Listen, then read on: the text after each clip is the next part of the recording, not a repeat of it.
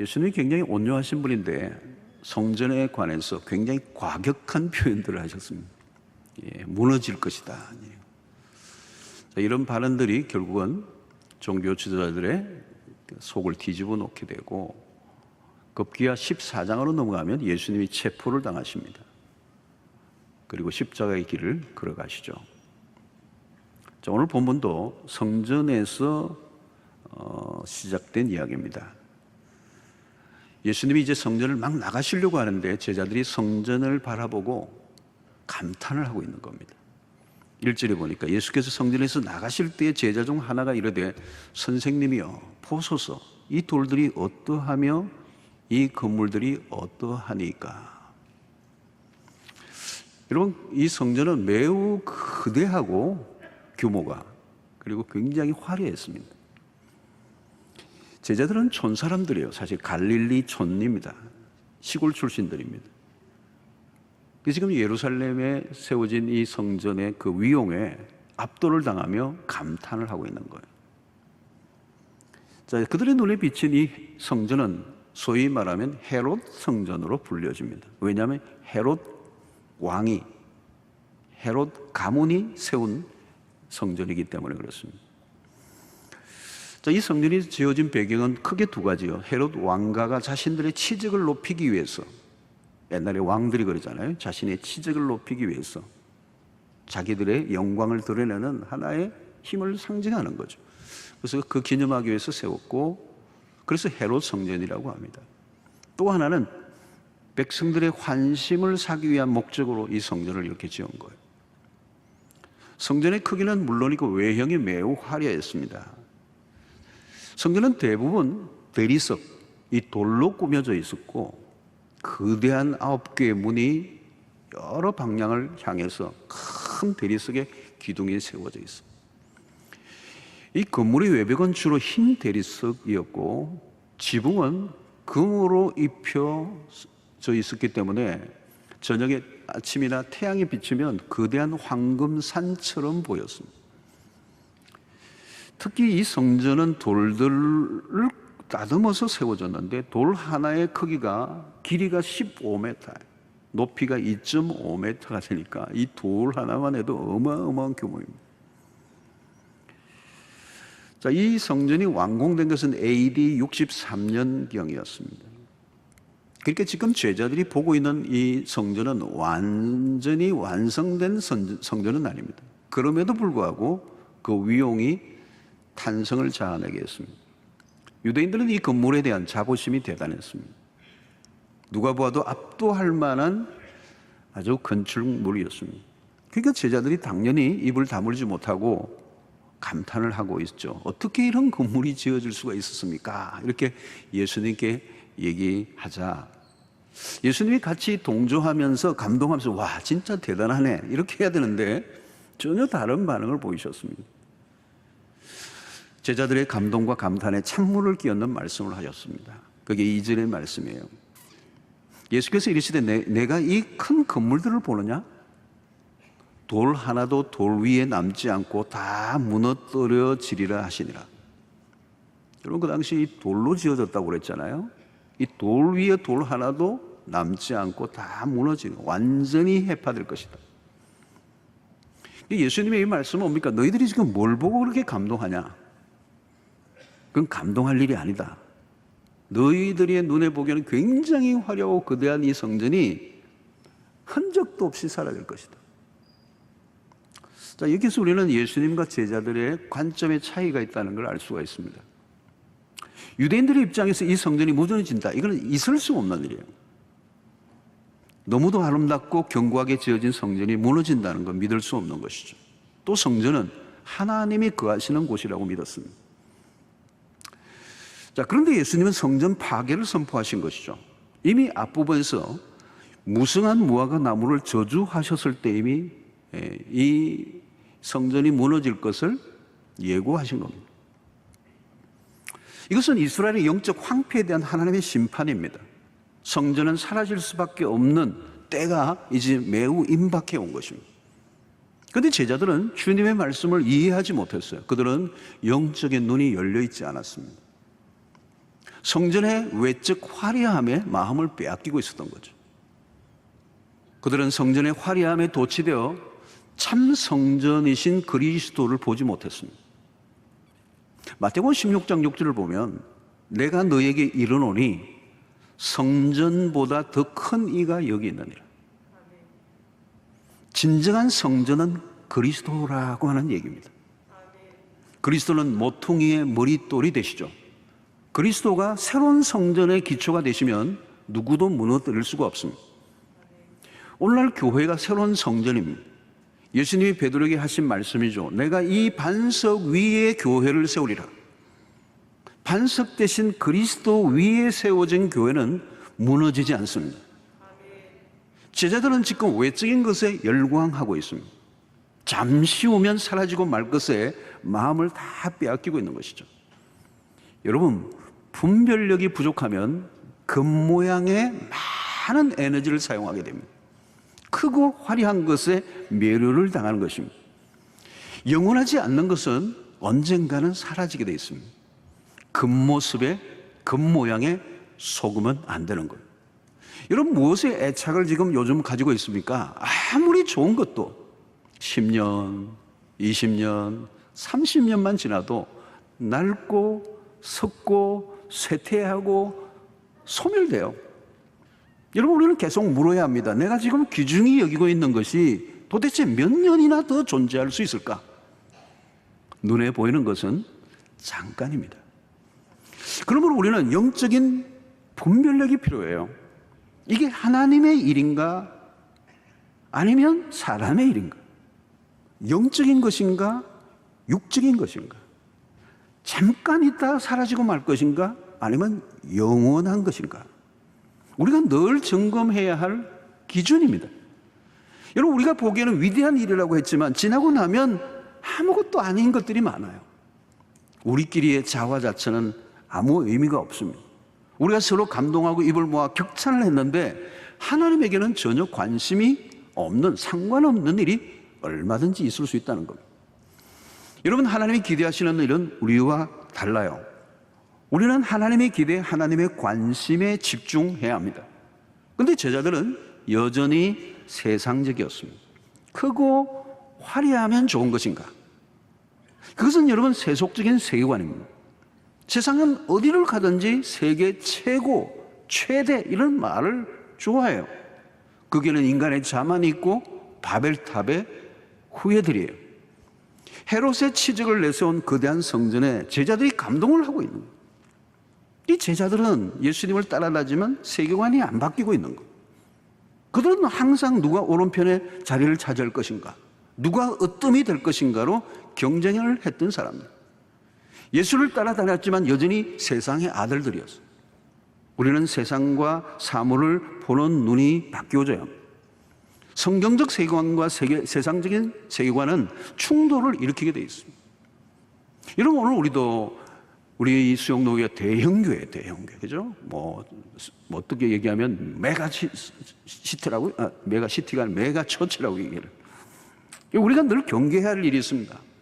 교회가 지속적으로 성장하기 때문에 규모가 커지죠. 건물이 필요해요. 그런데 경계해야 하는 것은 외형적으로 커져가다 보면 놓칠 수 있는 것들이 많다는 거. 그래서 저는 목회하면서 늘 그 부분을 늘 생각하고 있어요. 우리도 모르게 성도들의 영혼의 성장보다 어떤 외적인 조건과 상황을 만들어가기에 더 급급할 때가 있어요.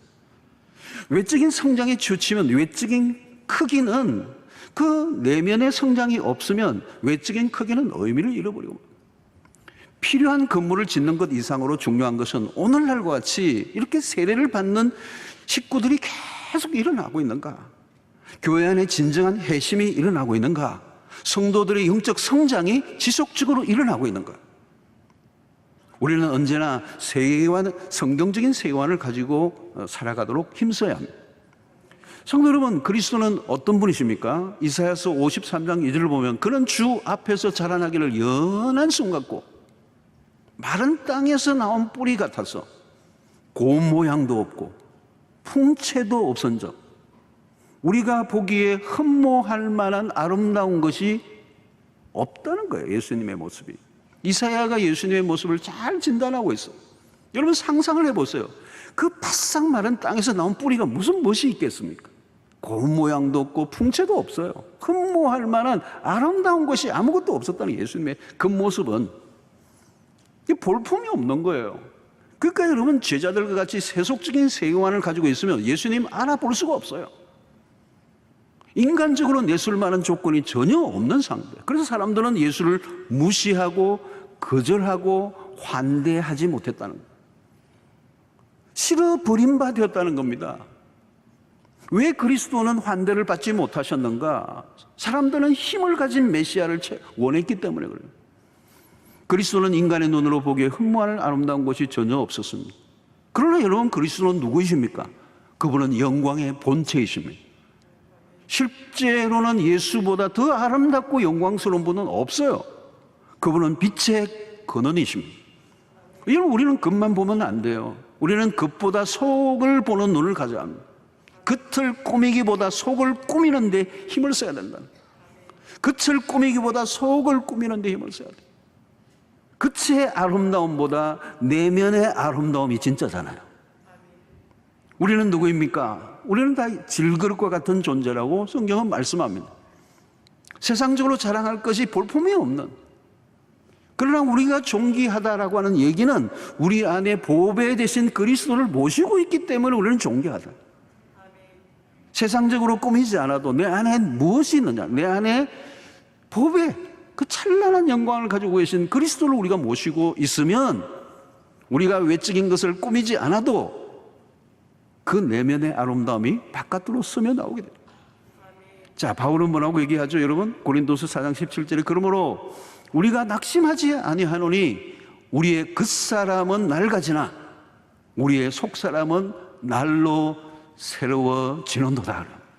여러분 겉모양은 아무리 바르고 발라도 아무리 돈을 투자해도 낡아지게 돼 있어요. 한 해 한 해가 달라요.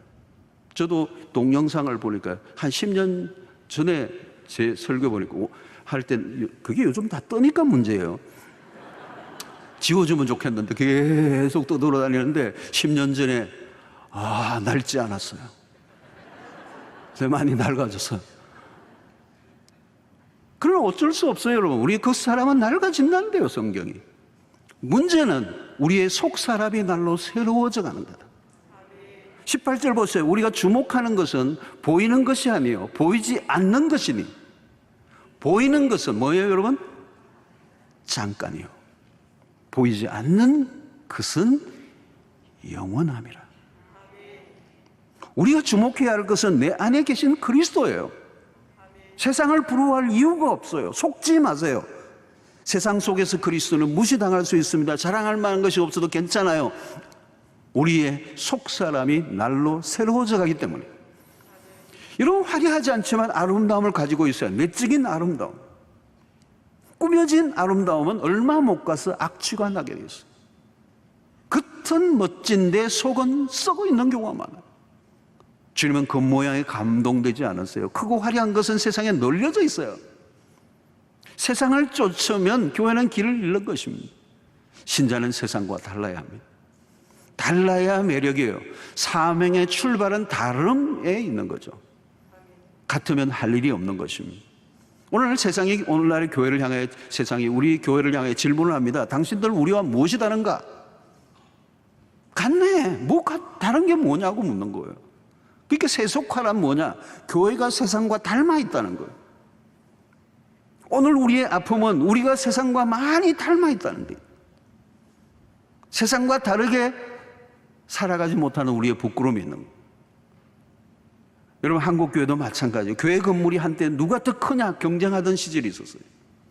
더 높이 더 크게 짓고자 하는. 여러분 교회가 성장하기 어쩔 수 없이 건물을 크게 짓는 것이 아니라 사람은 얼마 안 되는데 크게 건물을 지어 교회가 어려움을 겪는 경우들이 많았어요. 교회가 돈 때문에 부도나기도 하고 나중에 팔려나가기도 하고. 여러분 주님이 그렇게 크게 지으라고 하셨을까요?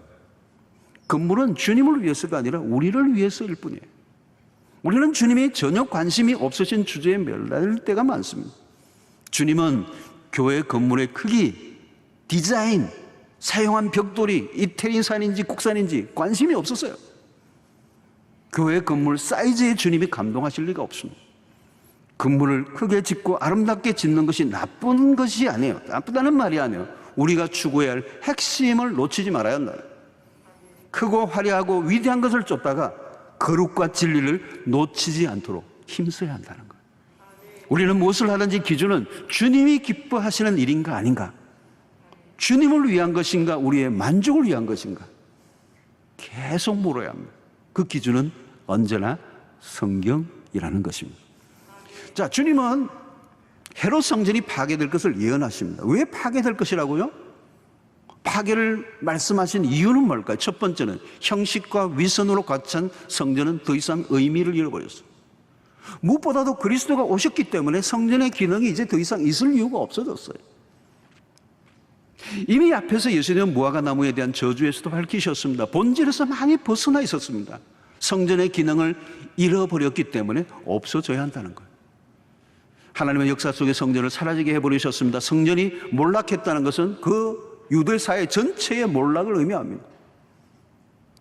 사랑하는 성도 여러분, 아무리 좋은 것이라도 너무 강조하면 우상이 돼요. 하나님은 우상을 용납치 않아요. 그래서 역사 속에 이 헤롯 성전은 돌 위에 돌 하나 남지 않도록 완전히 사라지고 말았습니다. 예수님의 예언이 오래가지 않아 이루어졌습니다. AD 70년에 로마의 티토 장군에 의해서 무너졌어요. 처참하게 회파돼요. 그야말로 돌 위에 돌 하나 남지 않는 완전한 회파예요. 역사 속에 사라져 버렸습니다. 주님의 말씀이 그대로 이루어졌어요. 사랑하는 성도 여러분, 눈에 보이는 것을 위해 살지 마십시오. 보이지 않는 것, 영원한 것을 쫓으시길 바랍니다.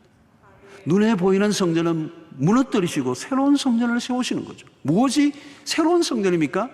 하나님이 불러 모으신 하나님의 백성들이 성전이에요. 이제 우리의 몸이 거룩한 성전입니다. 하나님은 무너뜨리시고 새롭게 지으시죠. 이게 하나님의 역사의 특징입니다. 역사의 마디마디를 맺으시고 또 다른 일을 행하시는 하나님. 그래서 여러분, 어떤 것도 끝이 아닙니다.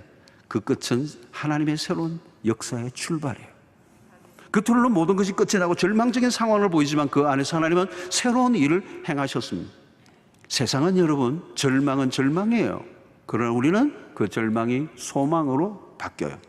성전이 무너져 내린다는 것은 이스라엘 백성들의 슬픈 역사였지만 하나님은 새로운 성전을 세우시고 온 열방을 주께로 돌아오게 하는 일에 하나님의 새로운 역사가 시작되는 출발점이었던 것입니다. 사랑하는 성도 여러분, 성전에 대한 심판 다음으로 오늘 세상에 대한 전체의 심판을 오늘 이 말씀 그 이어서 말씀을 하고 있습니다.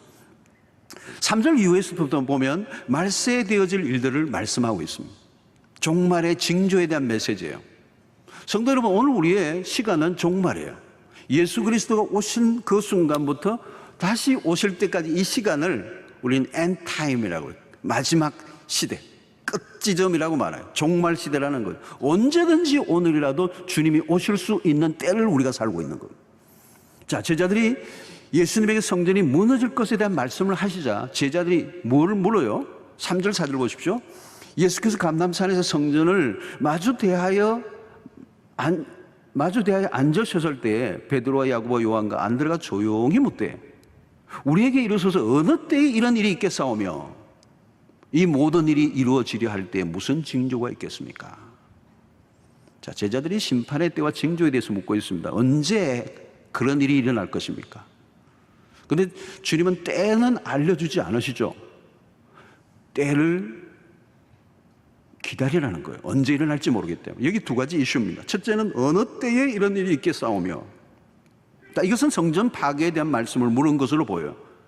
그 다음에 이 모든 일이 이루어지려 할 때는, 여기에 대한 일반적인 해석은 인류 종말에 관한 말씀으로 보는 거에 아주 유력합니다.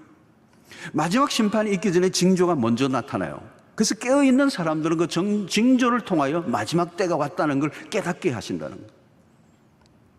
자, 예수님은 오늘 이 마지막 때에, 이제 오늘 이 본문부터 13장 전체까지 마지막에 일어날 일들에 대해서 예언적인 말씀을 해주십니다. 자, 오늘 가장 먼저 이 마지막 때 일어날 일이 뭐냐? 그게 첫 번째 우리에게 주시는 경고가 5절 6절에 있어요.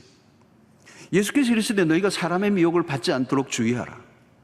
많은 사람이 내 이름으로 와서 이르되 내가 그러하여 많은 사람을 미혹하리라.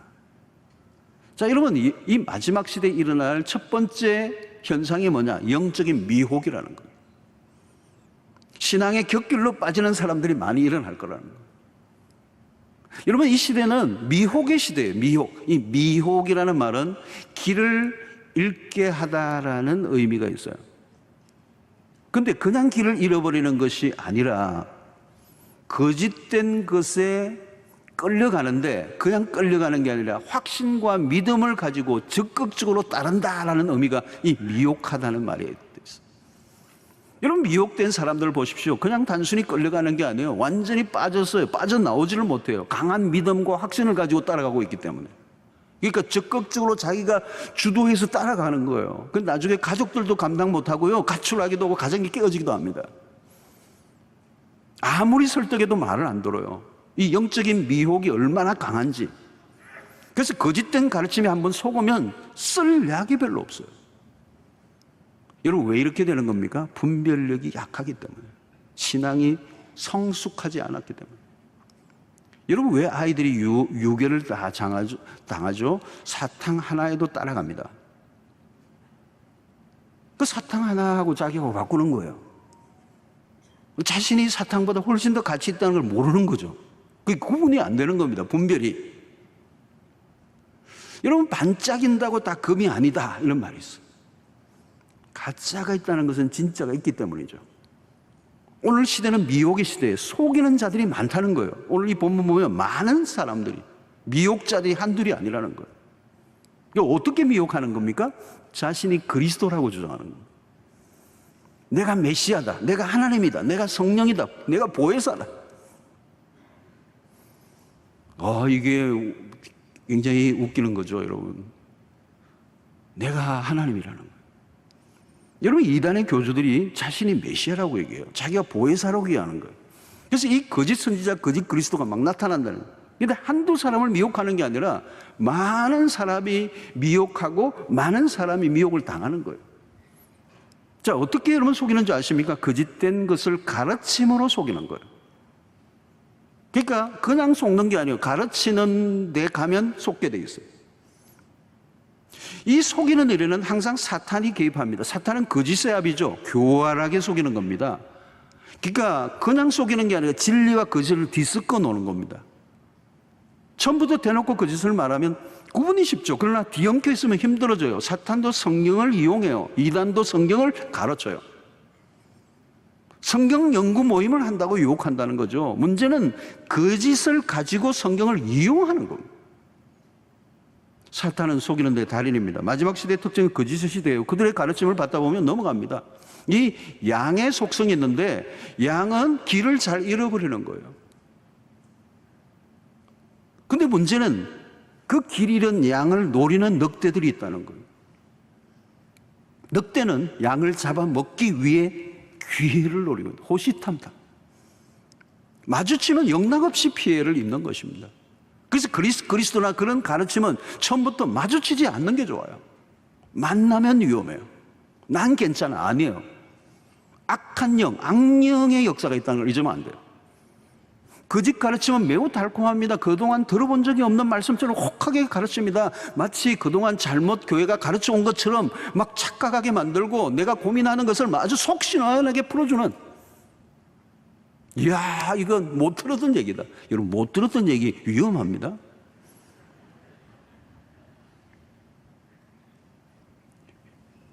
특별한 말씀을 가르쳐 준다는 거예요. 미혹을 당하는 사람들이 따로 있는 게 아닙니다. 미혹한 자를 만나 가르침을 받으면 속게 되어 있습니다. 여러분, 이 교회 안에서 이게 그런 사람들이 있어요. 여러분, 성경 공부를 하자 유혹하는 사람들이 있어요. 이거 위험한 거예요. 이거 신고하셔야 돼요. 그 안에 빠져 있는 사람들 알지 못해요. 여러분, 이전에 다미 성교회가 막 일어날 때 마지막 종말론 얘기했잖아요. 며칠 몇 시에 예수님 오신다고 막 야단에 온 세계를 흔들어 놨어. 이 한국산이에요. 한국산 그 이단. 얼마나 많은, 여러분 교회 안에 중직자들도 그때 막 휩쓸려 갔어요. 요한일서 4장 1절 보십시오. 사랑하는 자들아, 영을 다 믿지 말고 오직 영들이 하나님께 속하였나? 그 다음에 뭐예요? 분별하라는 거예요. 보세요. 많은 거짓 선지자가 세상에 나왔습니다. 미혹의 영은 생각보다 강하다는 겁니다. 똑똑해요, 평소에. 사리 분별도 있고. 근데 어이없이 넘어가요. 이게 영의 문제예요. 지식의 문제가 아니라 영의 문제이기 때문에 그래요. 자, 어떻게 해야 되죠? 5절의 말씀처럼 너희가 사람의 미혹을 받지 않도록 주의하라. 여기 주의하라는 말이 미완료 시제인데, 그 말은 경계하고 주의하는 일을 멈추지 말고 계속하라는 거예요. 언제까지요? 주님이 오시는 날까지. 심판의 날 직전까지 미혹은 계속되는 거예요. 오늘 사랑하는 성도 여러분, 우리가 말씀 안에서 그러므로 자라가야 합니다. 에베소서 4장 14절을 보십시오. 이는 우리가 이제부터 어린아이가 되지 아니하여, 어린아이로 있으면 안 돼요. 어린아이가 되지 아니하여 사람의 속임수와 간사한 유혹에 빠져 온갖 교훈의 풍조에 밀려 요동하지 않게 하려 함이라. 그래서 바울이 에베소서에 이 말씀을 할 때는요, 에베소서 전체의 맥락에서 이해해야 돼요. 이 말의 의미는 그리스도의 몸인 공동체 안에서 이해해야 돼요. 그러니까 지체된 성도들은 공동체 안에서 영적으로 자라가 어린 아이의 일을 벗어나 성숙한 그리스도인이 되어야 된다. 그러니까 성숙한 그리스도인이 되려고 하면 어떻게 돼요? 몸된 그리스도의 몸된 공동체 안에 있어야 돼요. 속해 있어야 된다는.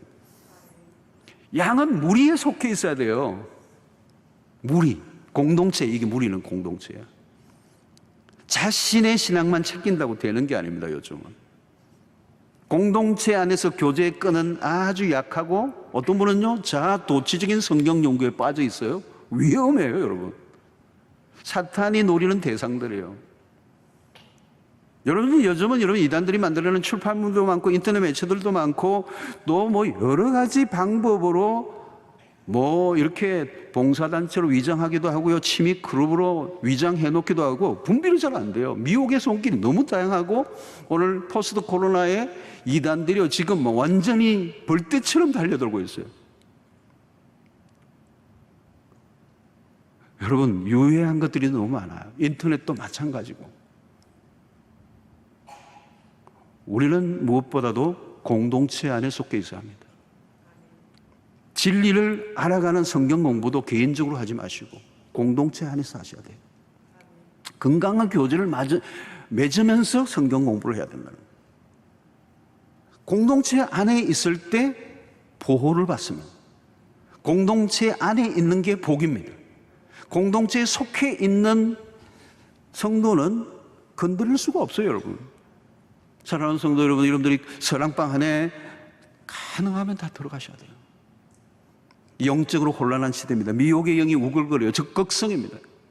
사단은 어떻게 하든 우리를 하나님으로부터 멀어지게 하고 구원을 잃어버리게 만듭니다. 그러므로 하나님의 말씀 중심의 신앙으로 돌아가야 합니다. 분별력이 자라야 돼요. 근데 분별력이 자라려고 하면, 분별을 할 수 있으려고 하면 말씀을 가까이 돼요. 깨어 있으려고 하면 어때요? 말씀과 기도 생활을 지속적으로 해야 합니다. 여러분, 종말의 시대, 오늘 종말의 징조들이 나타나고 있어요. 그 첫 번째가 이런 거짓 그리스도들이 창궐을 하고 있다는 거예요. 오늘 이 혼란한 시대를 분별하고 깨어 있으며 영적 각성 상태를 유지하고 징조들을 예민하게 바라보면서 마지막 날 주님이 오실 때 실족하지 않고 구원의 반열에 다 이르는 역사가 있게 되기를 축원합니다. 그날, 그죠? The day라는 날이에요. 성경은 그날에 집중되어 있어요. D-Day는 이미 정해져 있어요. 그날은 점점 가까이 오고 있는 것입니다. 심판의 날이죠. 마지막까지 승리하는 성도들이 되셔야 합니다. 그 길이 쉽지 않다는 거예요.